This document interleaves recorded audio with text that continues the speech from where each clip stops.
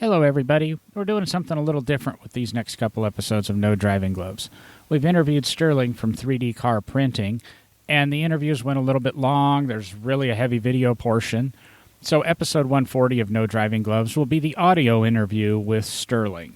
Episode 141 is going to be the walk-around video with Sterling. We highly recommend you check out our Patreon page, No Driving Gloves, and you can see the video, the audio quality, because he's moving around and at the fringes of his network. It's pretty bad in that episode. And then episode 142 will be a replay of Sean's interview with Sterling from 2019 when he was doing his own radio show, 0 to 60. And you can see where the car was a year ago and what Sean got out of him then, and reflect on episode 140, what we got out of him now, as the car's greatly progressed in the year since. We do thank you for your time today, and we hope you enjoy this 3-episode arc covering Sterling from 3D Car Printing. Thank you. We've really, talked a lot about the car and such, and got a lot of this interview out of the way. We've had some wind noise in the background and that's because we asked Sterling to be near the car. The car's been in the background for him. But let's go ahead. Want to go ahead and do a little bit of a walk around of the car and show us some of this stuff now. We'll try to narrate it the best we can for the audio listeners. But like I said, it'll be on the Patreon page. If you're a $5 or more Patreon, you get all the videos, but I'll let you know the little thing. Register for the page, sign up. It's not going to bill you until the first of the month. So right now, if you signed up for our Patreon, I don't know what date I have this scheduled to come out, but from the date of this episode to the end of the month, you can have and view all the videos for free. So we're not trying to get your money for watching that video, in case you want to see, Sterling's walk around of the car here. It's on you, Sterling. Yep, there we go. Okay, so here's the car, how it sits. I have the engine bay open and the doors. We went with the standard Lamborghini scissor doors. That was a real pain, by the way. There's a reason not everybody does those. Well, the Aventador is a little different because the doors don't open just straight up like a Murcielago or a Diablo or a Countach. They actually open up and out. So there's a little bit of technique there. We had to build our own hinges, design our own hinges. So that was interesting because we had to do some engineering work there for the doors. But you can actually see now we've gotten them to such a situation, and we have a good panel fit and everything. So you can see some of the work that's going on in the car, because that's what we're kind of doing. We're trying to get the body looking really nice. So we're concentrating on our gapping and stuff like that, trying to get it nice and tight. We are losing you a little bit, Sterling. Actually, I think we're losing you a lot bit, Sterling. I find your lack of Wi-Fi disturbing. All right.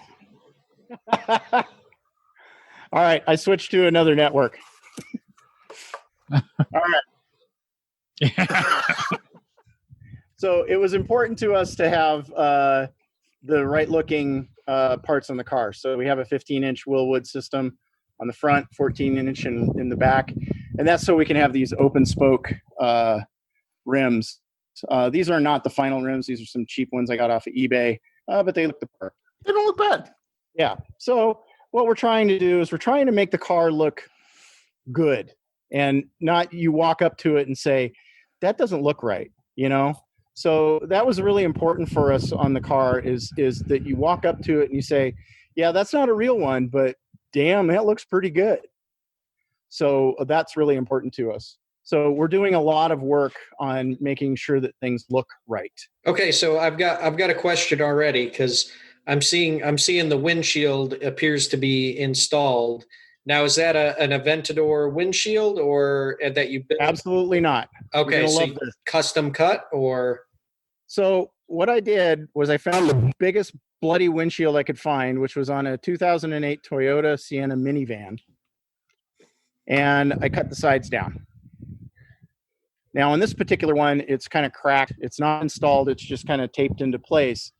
But when I cut the sides, everything went fine. And then I went to cut the bottom, and it all went to hell. So, again, live and learn. It's a $150 windshield as opposed to $4,000 for a real one. So we can make a lot of mistakes. So cutting modern windshields is hard. Cutting modern windshields is difficult. I got one from how are you cutting it? I think it was a 2018, and tried that, and that was an absolute disaster. And it's because they were using much thicker material, and it's a little different than this stuff. So I've gone back to the 2008 material, which is much easier to cut. Okay. I just got a little. I just got a little. I cut the two sides. Everything went great. No cracks. Woohoo!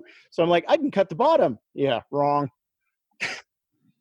I'm just using a standard glass cutter and techniques I learned on YouTube, and they work.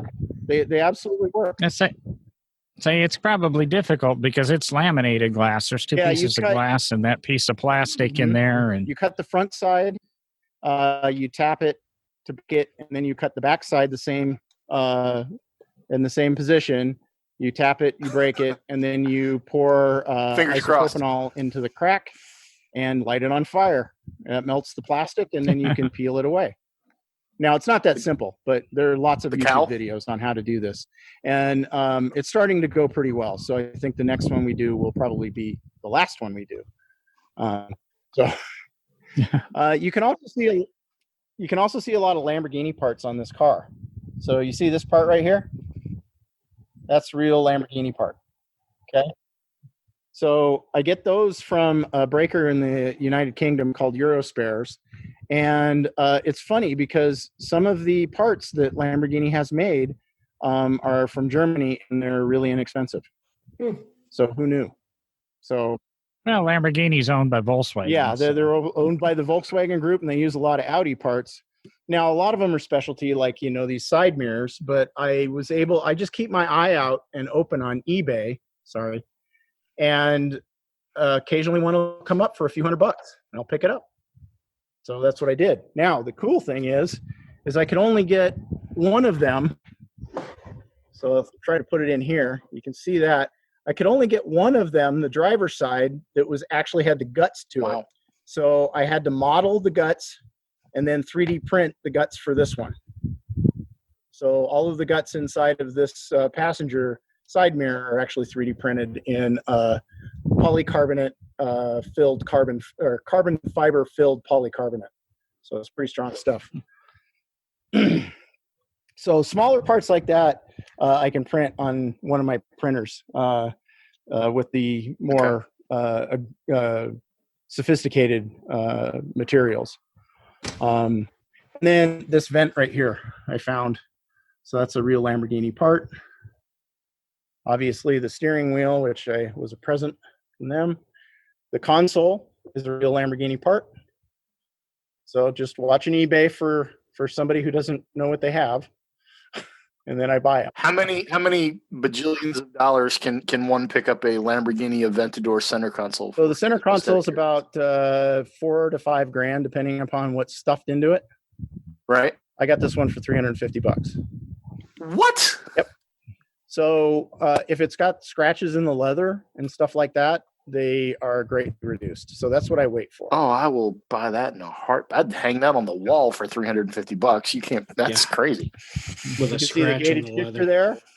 My addition to the Aventador is a cup holder, because when I had the real one in my possession, that was the biggest failing of the car. Didn't have a good cup holder, so I got one of those. Next time you go to a Lamborghini dealership and you see that cup holder. Yeah. Hey, I don't think so, Sean. This is for the audio file. So I've got a 3D printed speaker box here. So I've got some speakers here, and then there's speakers in the doors, that green tape you can see over there. So those are the speakers for the doors. The doors, you'll probably notice, look really good. The inside door panels, You like those? Those are real Lamborghini door panels. Pick those up for $700. Well, that also goes back to how exact you've created the car. If the Lamborghini door panels are fitting it. Oh, you would like to think so, mon frere. How much cutting after the fact? Having actual Lamborghini parts has been one of the other biggest issues of the car. Making sure that we can get those to fit. So that has been a challenge. I've been through, I think, 3 versions of the doors to try to get it right. Again, the windows, those are real Lamborghini side glass. I think I can pull one up for you. Placeholder seats. Yeah, these are placeholder seats. They're pieces of garbage I got on Summit Racing. They serve a purpose. So they serve a purpose. They're seats. And they're resellable when you're done with them. Some autocrosser will buy them from you. Yeah. And then we get into the interior and we can fire it up here. So I have a Holly dash, a 7-inch Holly dash that so we can change it to do the kind of the digital look where you want for the car. Get it better. And then it's side lit by 2 Banks CAN gauges. So those gauges will read the CAN data coming from the Holly EFI. So that's a really nice thing because we can configure everything to look pseudo Aventador-ish. The hood is from the gauge hood is actually from an Aventador as well. So the vents are also Aventador. The panel up there you see, and then you see a bunch of steel, and that's my handiwork. So it's all kind of tacked into place. That gets a thin pad and an Alcantara cover probably, and away you go. Yeah. Yeah, that's right. Is the center stack, is that just a tablet? This one right here, that's a 2-DIN stereo. Yeah, the infotainment. 2-DIN stereo. It's a what? Stereo I hijacked into there. I also hijacked the start button too. So I was able to hijack a bunch of these buttons to actually work and do what I want them to do. Your missile launch button? Missile launch button, that's right. So there's got a bunch of buttons up here that I've hijacked that I'm able to use. Which one's oil slick and which one is smoke screen? Well, the rocket launcher's right there. here. You go. Machine gun. What about the laser? Oh, the laser's I think over here. Can't talk about that. Yeah. Yeah. Sorry, wait. DoD, I said that wrong. DoD won't The let me do laser. And then I have a kind of a vintage air AC system. Cool. That little module right Literally. there, just that module is $3,000. Whoa. That's the Lamborghini one. So this one is vintage air. Well, it makes more sense to go that route. Mm-hmm. Yep. The whole system is half of what that module would be. Exactly. Yeah. So the headlights are 3D printed. So those are these guys right here. So it's got a projection HID headlights. Wow. Turn signals there. The whole thing with the LEDs on the stalks and everything, that's all 3D? Yep. It's all 3D printed. Dude, you've got a future in just building headlamps for people and tail lamps for people. Yeah, don't ask me what revision that is. That's a market in and of itself that, man, people will spend crazy money on custom headlights and taillights. Crazy. This is what we're really proud of, is the taillights. You built those? Really nice. Yeah. We 3D printed those taillights. Holy crap. So the lenses are 3D printed out of PETG. So the red and the white lenses, and then the bucket is printed out of ASA. All LED. All LED. That is gorgeous. So, dude. You got rear end of her. So we still haven't done the metal surround for the tailpipes, but that'll cover those. It'll be pretty slick looking, we hope. The whole splitter's printed. Yeah, and then we have the diffuser in the bottom, which is all 3D printed. That's what I meant, diffuser. So that's to mimic an SV rear end. That's crazy. So, dude, we feel like we've done it has evolved just slightly since the last time we talked. Yes, slightly. And then, yeah, I mean, that looks good, dude. And then you can see here's the engine bay with the cantilevered suspension. Again, I have placeholder springs. I've got these really cool things called stance parts. So these little air cups, which are great because the vehicle can drop down to 4 inches or rise up to 6 to clear speed bumps and driveway approaches and things like that. So it's got a full air system and air tanks. But it's not bag. It's not a bag. It's actually compresses the spring. No. It what it does is it moves the spring seat position up so that it effectively would move the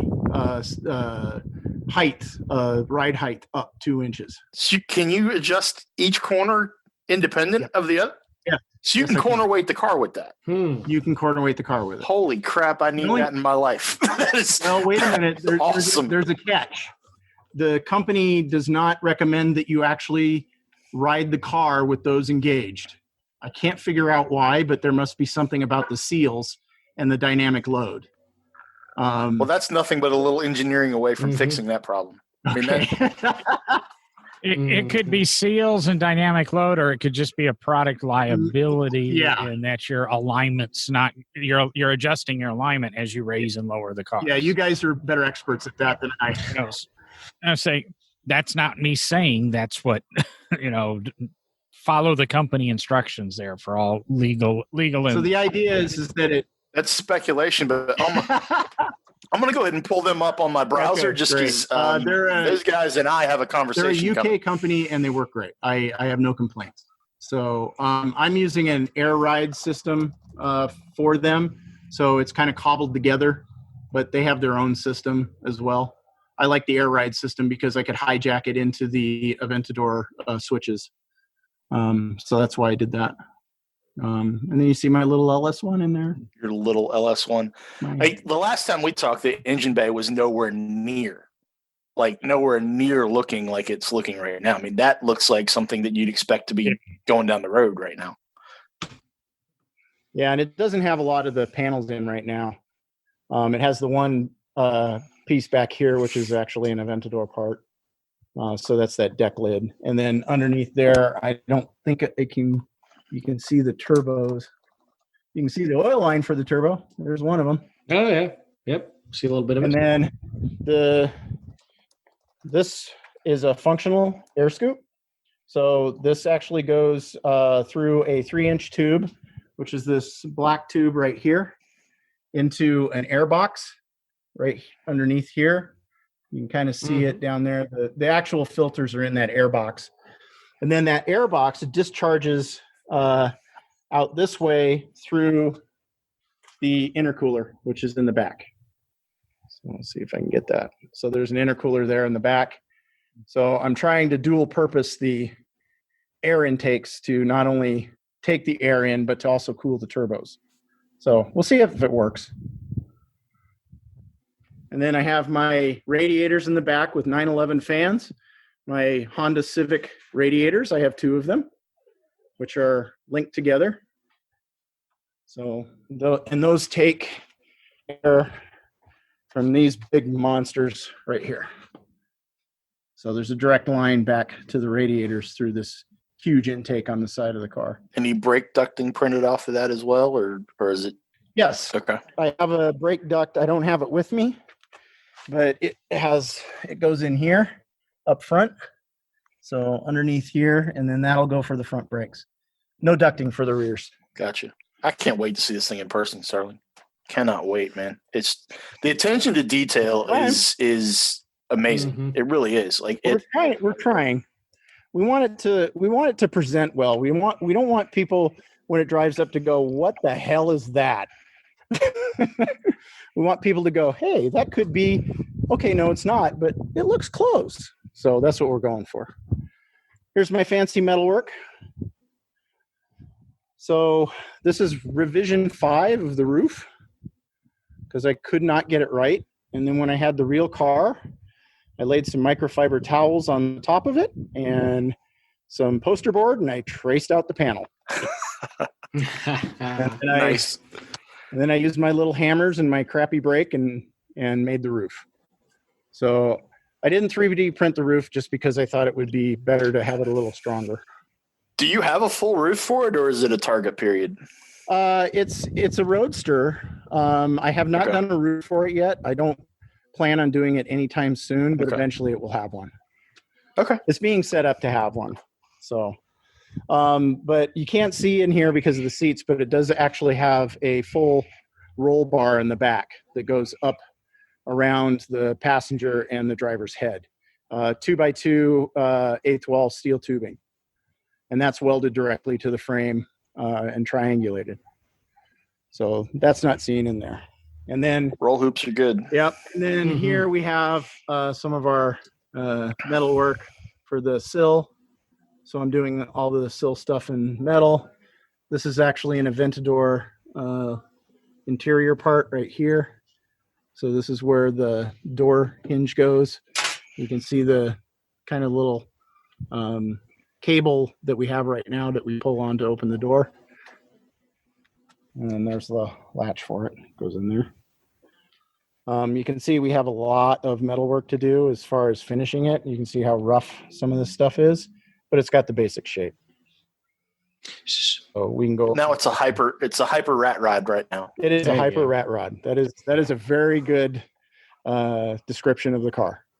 It needs a few bullet holes or something in it. If it's going to be that. Well, I live in Colorado, so that's not out of the question. Put a rusty wrap on top of it, and there you go. You're done. Well, so speaking of, let's talk about that, because we're talking about basically the finish. Seeing it's not all wrapped in carbon fiber. You've got metal components. You've got other areas. What is the plan for the finish appearance? Okay, there's two plans. The first one is that you can see all the body work we're doing right here. Once that gets all smoothed out, we're going to do a hand lay of carbon fiber over the top so that we have a carbon fiber finish on it. So all of the panels will be like that. And I think we're going to show it for a while with that look, with just the straight carbon fiber. So it kind of looks like, I don't know, my light's fading here, guys. So, but got it. I'll try to see. Got it enough to know what you're talking about. Oh, yeah. So you can see the weave of the carbon fiber, yada, yada, yada. So anyway, that's what these panels will look like, much like the shiny stuff you see back here. So if I think I can do a shot line where you can see it's kind of warped and warbled. So that still needs to be body worked. And then it'll get another layer of carbon fiber.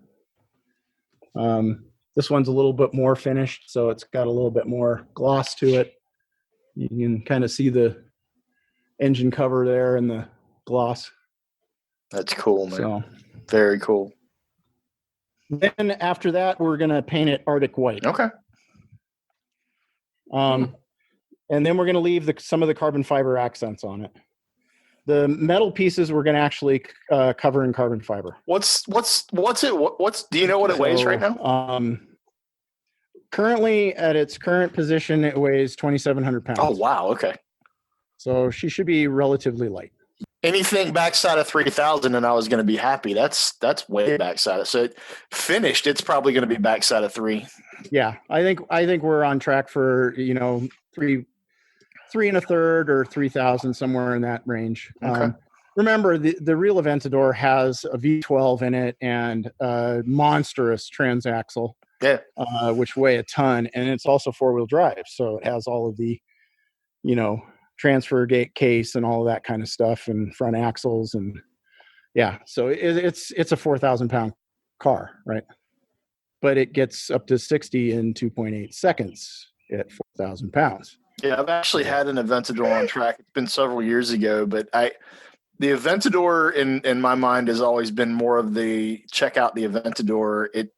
It wasn't as impressive as a Huracan or a Gallardo even in my mind on track at 8/10 or whatever it was that we were driving in that day.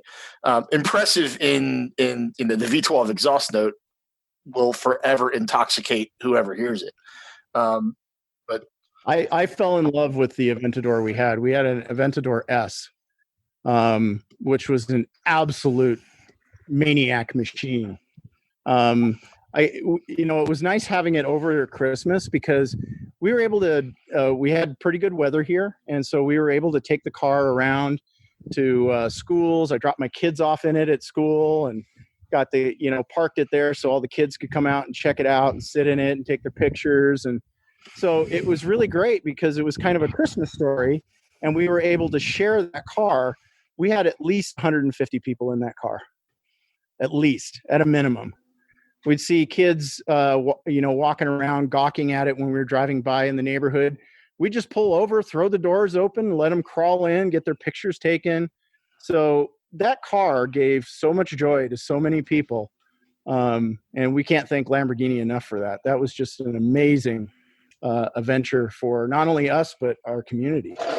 So we were really happy to be able to dole that out during Christmas time. So many kids just had an absolute blast. So cool to see the progress, Sterling. Awesome. Thank you so much for taking the time to hang out with us a little bit tonight, man. You bet. It's I'm a car guy, right? It's We good love stuff, to show man. our work off. Good stuff. I love seeing it come together. I love having, found you early on enough to be able to follow it from not necessarily inception, but close to it, to where you're at right now. And seeing the progression is amazing. Absolutely amazing. Seeing the headlights and the taillights. I mean, that is mind blowing, dude. I mean, that's cool stuff. It's just really cool. And it has ramifications out there in the do-it-yourself as well as the aftermarket. That's just good stuff, man. Good stuff. Yeah. We're pretty proud of those taillights. This is revision number 4, but we think we really got the look right. So we're pretty happy with it. Well, I know from my standpoint, I just, the Empire approves. The Empire very much. And even, hang on, this is my contribution to 3D printing. And even the Stormtroopers like it. So yeah. It's cool. Well, we got to divert our 3D printing during this whole COVID thing to printing face shields for our local hospital too. So that was a great way to give back to our local community. And we also got some face shields that we were able to print and send to a VA hospital up in Nebraska, which is near and dear to my heart. Not Nebraska, but the VA. So we've really enjoyed this project quite a bit, and we think that it gives joy to a lot of people. So that's what's really important to us. Makes it all worthwhile. I can't wait to. That's fantastic. Yeah, man. I can't wait to follow up with you in a month or two and just see where you're at from there, man. Well, we got the show. Watching it evolve, like I said, is so much fun. Yeah, we got the show here, Bandamere Speedway on August 16th. It seems like it's still on. And Willie B at our local radio station has invited us down. And so we're going to show it again. We showed it last year at that event. It looked like a burned out Hulk at that point. And I think somebody quipped, "Who brought the burned out Lamborghini?"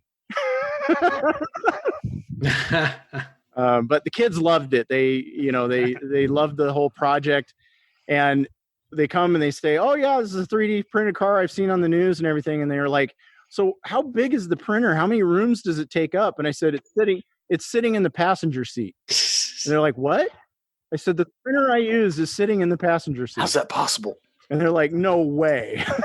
So yeah, you should set it up and pre-print a bunch of little Aventadors and then have it printing an Aventador while you're there. And yeah, we were actually printing parts in the passenger seat while we were there.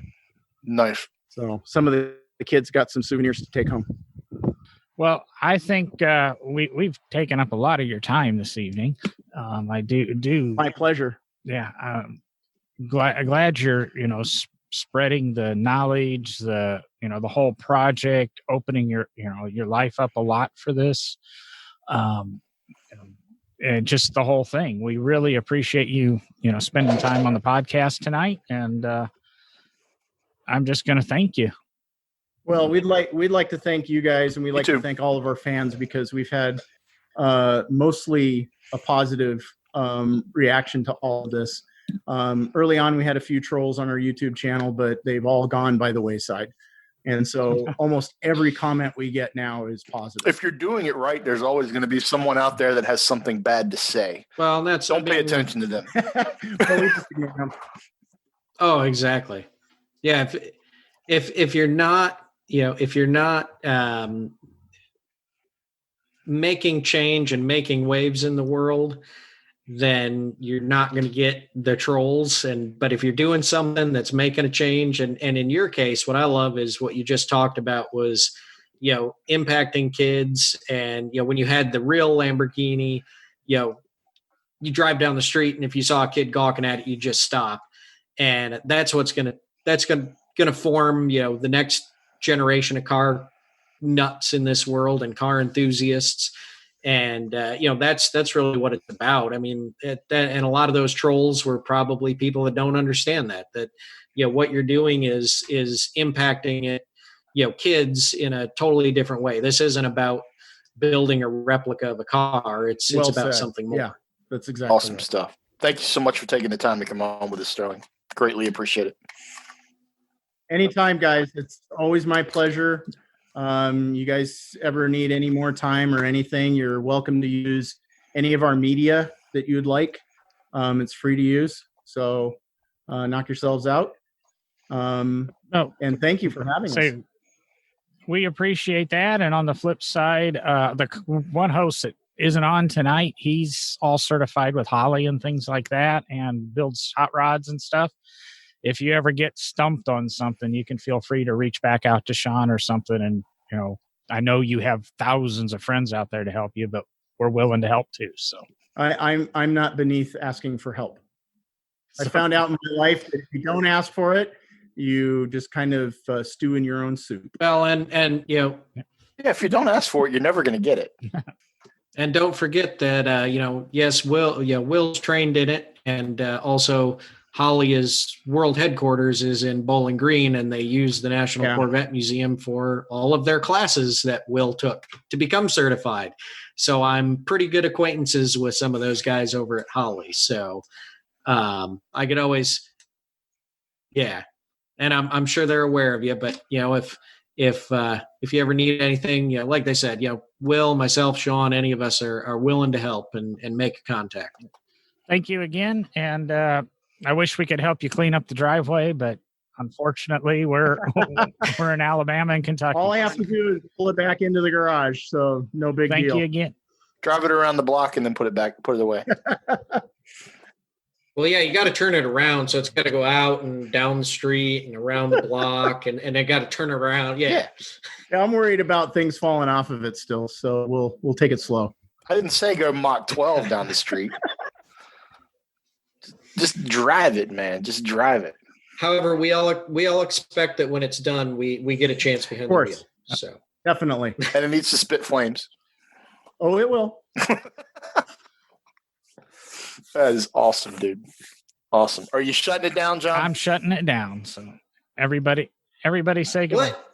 We haven't talked about 3D printing any Zambonis or anything. We did that a couple weeks ago on Fuller. We can do it. And we found a model. Well, I know, and we needed to continue that. I mean, come on. That's my next project for you, Derek. I was going to say, it sounds like somebody has a project now. I'll print a Zamboni for you. we would be more than happy to help. Thank you again, Sterling, and you have a good night.